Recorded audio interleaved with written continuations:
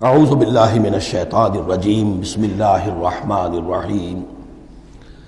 تقریباً 2 رکوعوں پر مشتمل معاملہ طالوت و جالوت کا وہ ہم پڑھ چکے ہیں، اور یہ گویا کہ اب غزوہ بدر کے لیے ذہنی اور نفسیاتی تیاری ہو رہی ہے، اور غزوات کے لیے جیسا کہ میں نے عرض کیا جہاں سرفروشی کی ضرورت ہے وہاں انفاق مال کی بھی ضرورت ہے، تو اب یہاں بڑے زوردار انداز میں پھر انفاق کی طرف توجہ دلائی جا رہی ہے۔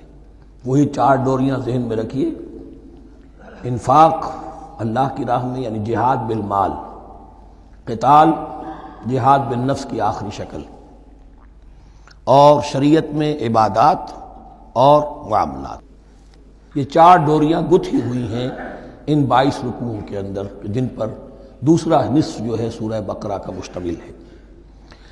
یا ایھا الذین آمنوا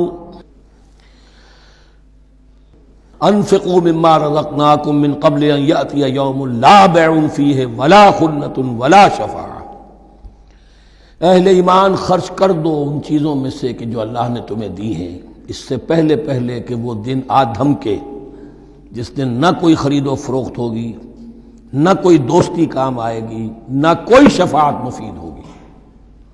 والکافرون هم الظالمون، اور کافر ہی تو ظالم ہیں۔ اب یہاں کافر سے مراد کون ہے؟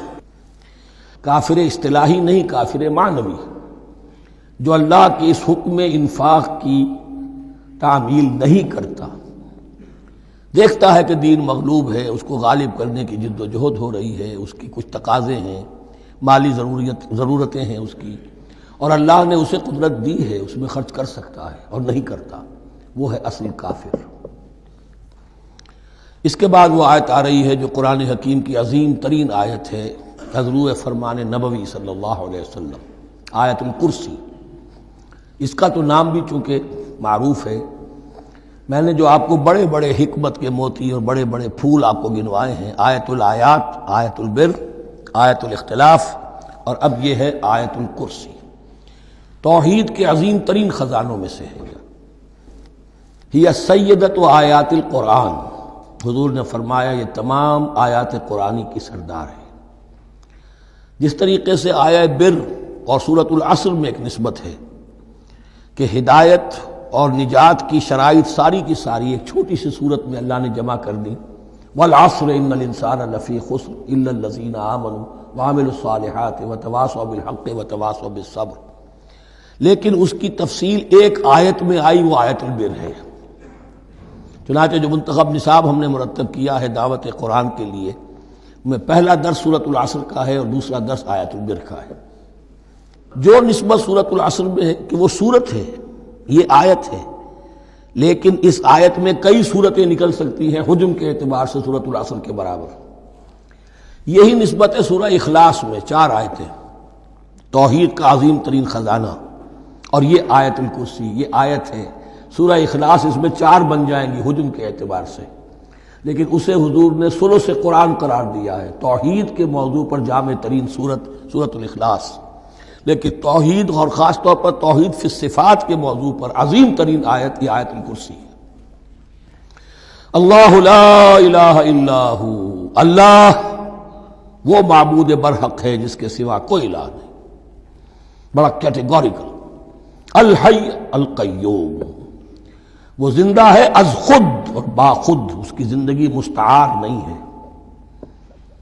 وہ جو کہا ہے کہ مانگ کے لائے تھے 4 دن، 2 آرزو میں کٹ گئے، 2 انتظار میں، عمر دراز مانگ کے لائے تھے، اللہ کی زندگی ہے، اس کی از خود زندگی کسی کی دی ہوئی نہیں، اور اس زندگی میں کوئی ضعف نہیں، کوئی کمزوری نہیں، کوئی احتیاج نہیں، آگے آ جائے گا، نہ اسے نیند آتی ہے نہ اونگ آتی ہے۔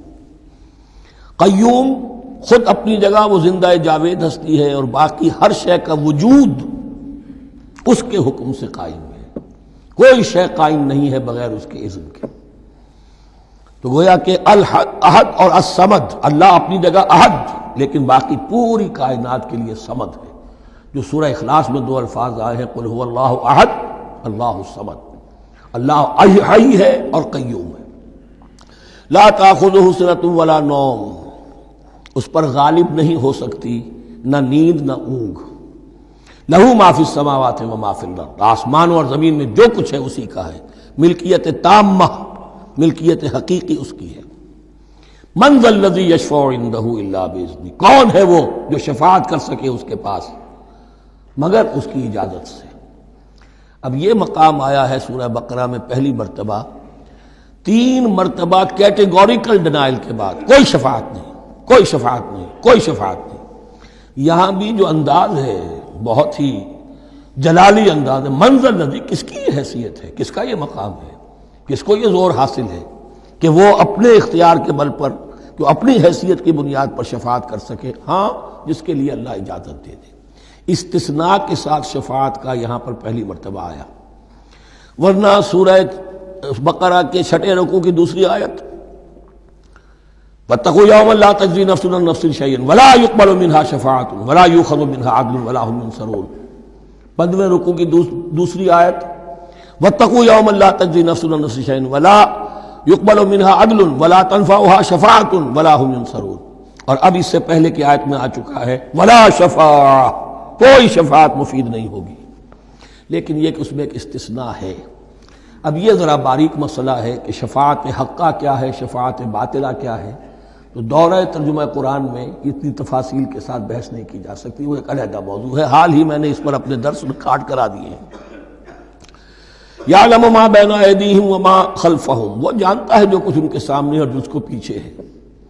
عام طور پر دنیا میں ہم سفارش کرتے ہیں تو کہتے ہیں کہ بھئی میں جانتا ہوں اس شخص کو بہتر، اصل میں جیسا کچھ یہ نظر آتا ہے ویسا نہیں ہے، یا جیسا کچھ فیکٹس آن دی فائل آ گئے ہیں وہ بڑے ہی ڈیسیونگ ہیں، اصل حقائق کچھ اور ہیں اس کیس کے، وہ میں آپ کو بتاتا ہوں۔ یہ بات اللہ کے سامنے کون کہہ سکتا ہے، جبکہ اللہ تو جانتا ہے جو کچھ ان کے سامنے اور جو کچھ ان کے پیچھے ہے، اور ان کا حال یہ وَلَا يُحِيطُونَ بِشَيْءٍ مِّنْ عِلْمِهِ إِلَّا بِمَا شَاءَ، اور وہ احاطہ کر ہی نہیں سکتے اللہ کے علم سے کسی شے کا سوائے اس کے جو اللہ چاہے۔ باقی ہر ایک کے پاس علم جو ہے اللہ کا عطائی علم ہے، دیا ہوا علم ہے، محدود علم ہے، بڑے سے بڑا رسول ہو، بڑے سے بڑا ولی ہو، بڑے سے بڑا فرشتہ ہو۔ لا علم لنا الا ما علمتنا، ہم پڑھائیں 4 رکوع میں، تو کون کہہ سکتا ہے؟ من ذا الذی یشفع عندہ الا باذنہ یعلم ما بین ایدیہم وما خلفہم ولا یحیطون بشیء من علمہ الا بما شاء وسع کرسیہ السماوات والارض۔ اس کی کرسی تمام آسمانوں اور زمین کو محیط ہے۔ اب کرسی کے 2 مفہوم یہاں ہو سکتے ہیں، ایک تو یہ کہ اس سے جو معنی مراد ہے یعنی اس کا اقتدار، اس کی قدرت، اس کا جبر، اس کا اختیار، یہ اتھارٹی پوری کائنات کو۔ ایک یہ بھی ہو سکتا ہے کہ اللہ تعالیٰ کے لیے ہم نہیں جان سکتے، یہ آیات متشابہات میں سے ہے کہ کوئی شے بھی ہو واقعتاً جس کو ہم اسے کرسی کہہ سکیں، عرش، کرسی، ان سب کے بارے میں یہ دونوں باتیں ذہن میں رکھیے۔ یہ بھی ہو سکتا ہے کہ ان کی کوئی مجسم حقیقت ہو جو ہمارے ذہن سے، ہمارے تخیل سے ماورا ہے، اور یہ بھی ہو سکتا ہے اس سے استعارہ مراد ہو۔ اس کا اقتدار و اختیار آسمانوں اور زمین پر چھایا ہوا ہے۔ وَلَا يَئُودُهُ حِفْظُهُمَا، اور اسے تکان طاری نہیں ہوتی، اس پر گراں نہیں گزرتا ان دونوں کا تھامنا، ان دونوں کی حفاظت، آسمانوں کی اور زمین کی۔ وَهُوَ الْعَلِيُّ الْعَظِيمُ، اور وہ العلی ہے، بلند و بالا، اور عظیم ہے، بڑی عظمت والا۔ یہ آیت الکرسی سیدۃ آیات القرآن، تمام آیات قرآنی کی سردار، اور توحید الہی کا ایک بہت بڑا خزانہ۔ صدق اللہ العظیم۔